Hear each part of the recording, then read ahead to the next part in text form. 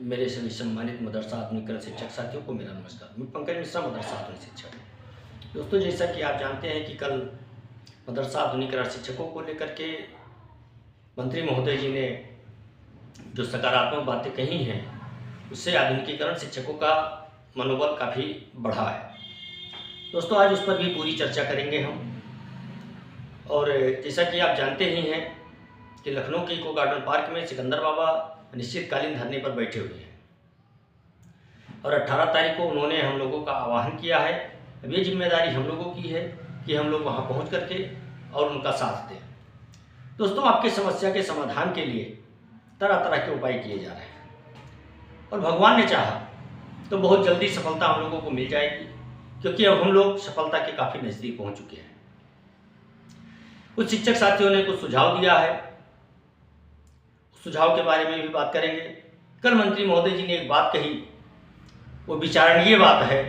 उन्होंने कहा कि आप लोग एक प्रस्ताव तैयार करिए और हमको पूरी स्थिति से अवगत कराइए। हालांकि एकता टीम के प्रदेश सलाहकार इसरार अहमद इदरीसी साहब ने कल से पहले ही लगभग 1 से 1.5 महीना हो रहा है,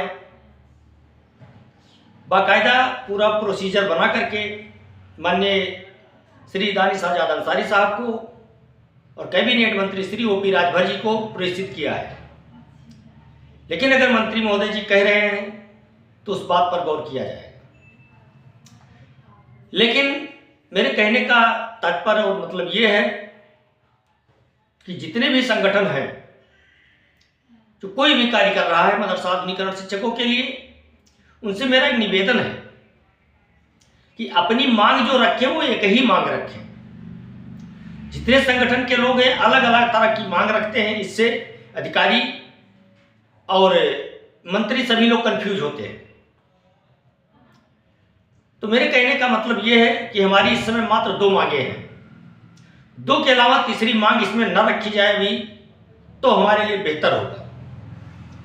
मैंने कई बार इस चीज का वर्णन किया है और आज मैं फिर दोबारा कह रहा हूं इस चीज को कि किसी भी संगठन के कोई भी लोग हों,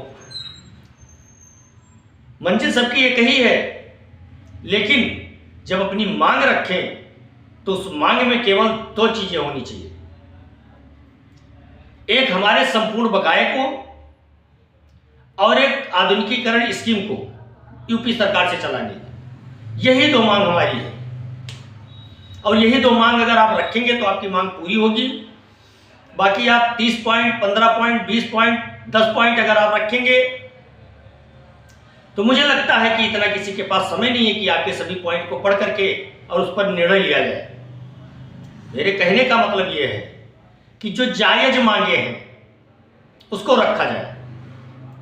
50 तरह की मांगे उसमें रखोगे, एक भी पूरा होने वाला नहीं है। कुछ सकारात्मक पहल है। और एक बात कल कैबिनेट मंत्री जी ने कही, बहुत इंपॉर्टेंट।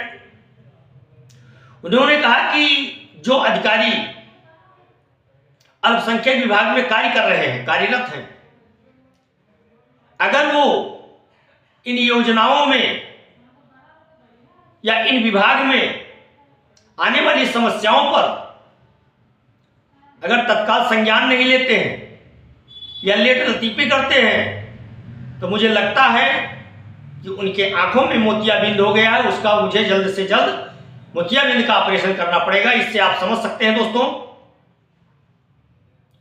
कि कहीं ना कहीं आधुनिकीकरण स्कीम अगर अभी तक लटकी हुई है तो इन अधिकारियों की वजह से।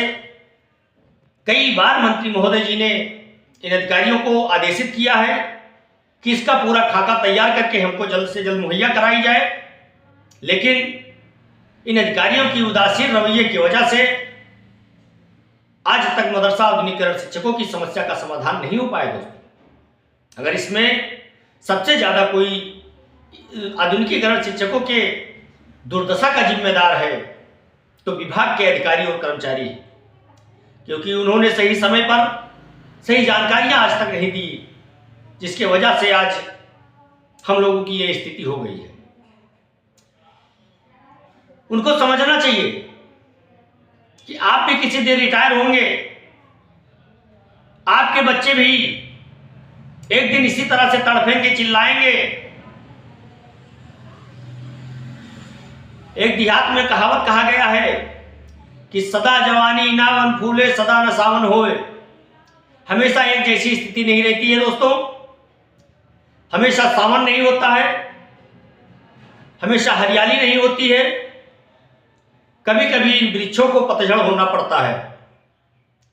तो मैं उन लोगों से कहना चाहता हूं कि जिसकी स्थिति आज बहुत अच्छी है और वो ये इस भ्रम में पड़े हुए हों कि अब तो ऐसे ही रहेंगे, तो उनका भ्रम ऊपर वाला तोड़ने में ज्यादा समय नहीं लगाएगा। इसलिए किसी दूसरे को सताना बंद करें। अपने स्वार्थ के लिए किसी के ऊपर इल्जाम लगाना, किसी को पीड़ित करना, इन अधिकारियों के द्वारा बंद होना चाहिए। दोस्तों, मंत्री और मुख्यमंत्री या प्रधानमंत्री कोई भी हो, अधिकारियों के बल पर उनकी सरकार चलती है। अधिकारी प्रस्ताव बना के देता है, उसके बारे में विरोध बताता है। मंत्री और मुख्यमंत्री जी को केवल साइन करना होता है, उस पर सहमति देनी होती है। और हम लोगों का जो मामला लटका हुआ है, इसमें सबसे ज्यादा अहम रोल अगर किसी का है तो अधिकारियों का है। ये अधिकारी दिलचस्पी नहीं दिखा रहे, क्योंकि इसमें मुझे लगता है कि जिस तरह से इन लोगों का रवैया है, उससे साफ प्रतीत हो रहा है कि कहीं इन लोगों ने हम लोगों की स्कीम में कोई बहुत बड़ा घोटाला तो नहीं कर लिया है, जिसकी वजह से ये लोग चाहते हो कि स्कीम को न चलाया जाए। अगर स्कीम चल जाएगी तो हमारी पोल खुल जाएगी और हम जांच के दायरे में आ जाएंगे। हमको लगता है कि कहीं ना कहीं ये लोग हम लोगों की दुर्दशा में सम्मिलित हो सकते हैं। लेकिन दोस्तों, मैं आपसे कहना चाहता हूं कि अगर आप लगे रहेंगे, आप परिश्रम करते रहेंगे, तो आपको कामयाबी मिलने से कोई रोक नहीं सकता है। आप एक ना एक दिन कामयाब जरूर होंगे, क्योंकि जब आदमी अपने मन में ठान लेता है, अपना टारगेट बना लेता है, तो अपने टारगेट की तरफ वो अग्रसर होता रहता है। हालांकि बीच बीच में व्यवधान बहुत पड़ते हैं। अगर उस व्यवधानों को दरकिनार करते हुए अगर वो आगे की तरफ बढ़ रहा है, तो ये आप मान करके चलिए कि वो अपने लक्ष्य की प्राप्ति के लिए कुछ भी करने को तैयार है। तो मैं अपने उन सभी आधुनिकीकरण शिक्षक साथियों से कहना चाहता हूं कि आपको ज्यादा परेशान होने की आवश्यकता नहीं है, आपको ज्यादा घबराने की आवश्यकता नहीं है। हालांकि बहुत से शिक्षक साथी कह रहे हैं कि आप तो साल भर से यही चीज कह रहे हैं, तो मैं उनको फिर बताना चाहता हूं, मैं आशावादी हूं। हमको आपके परिश्रम पर, संगठन के शीर्ष नेतृत्व पर और योगी सरकार पर पूर्ण विश्वास है कि हमारी ये योजना चलेगी, हम लोगों का बकाया है वो भी मिलेगा और हम लोग फिर से अपनी खुशहाली जिंदगी जिएंगे। लेकिन जो निगेटिविटी की बात करता है, उसकी आदतों में शुमार हो गया है, उनसे मैं कहना चाहता हूं कि अपने रवैये को बदलो। अगर आपको कामयाबी पानी है, जिससे आपको कामयाबी लेना है, उसके प्रति नफरत की भावना को त्यागिए, अपने अंदर आप रखिए। अगर आप नफरत ही करते हैं तो आप अंदर रखें, क्योंकि आप नफरती बोल बोल करके कोई कार्य आप हासिल नहीं कर सकते हो, काम और बिगड़ जाएगा। इसलिए मैं कहना चाहता हूं कि अपनी आदतों में शुमार जो निगेटिविटी है उसको बाहर निकालो, सच बोलने की आदत डालो। कब तक दूसरे की रत्तू टोटा बनते रहोगे?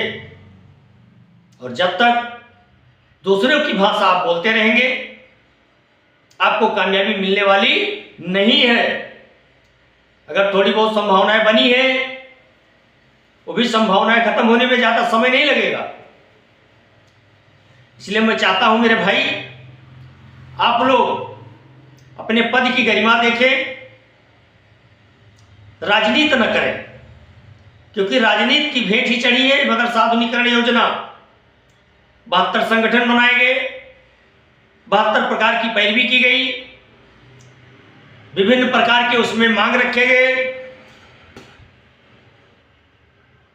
लेकिन देर ही सही दुरुस्त आई है। और 18 तारीख को लखनऊ के इको गार्डन पार्क में पहुंचकर, उस दिन अल्पसंख्यक अधिकार दिवस है, और अपनी उपस्थिति दर्ज कराकर और मजबूर कर दो, आपकी बात सुनने के लिए मजबूर हो जाएंगे। अगर आपने अपने हक का प्रयोग किया, आपने अपनी ताकत दिखा दी, लेकिन एक चीज का विशेष ध्यान रखना है कि हमको कोई असंवैधानिक कदम नहीं उठाना है जिससे समस्याएं बढ़ जाएं। हम संवैधानिक दायरे में रह करके हर कार्य को करेंगे जो हमसे संभव हो सकता है। दोस्तों, इसी आशा और उम्मीद के साथ आज के लिए बस इतना ही। शाम के टाइम फिर आपसे वीडियो संदेश के माध्यम से जुड़ेंगे। तब तक के लिए अनुमति चाहिए। नमस्कार, जय हिंद, जय भारत, भारत माता की जय।